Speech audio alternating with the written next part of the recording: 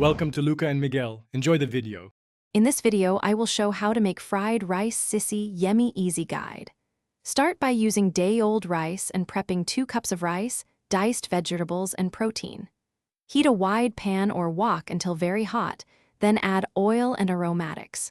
Work fast, tossing constantly to prevent sogginess and to get a slight char on the rice for authentic flavor. Gather ingredients before you start. 2 cups chilled rice, 1 egg beaten, 1 cup mixed vegetables, 1 cup cooked protein, 2 tablespoons soy sauce, and 1 tsp sesame oil. Chop vegetables into small, uniform pieces so they cook evenly and quickly. Keep seasonings at hand and taste as you go to adjust salt and soy.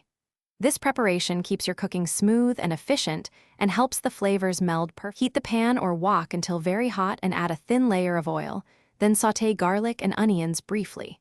Push ingredients to the side, pour in the beaten egg, scramble, and combine with rice. Add soy sauce and sesame oil while tossing to coat evenly and create slight caramelization.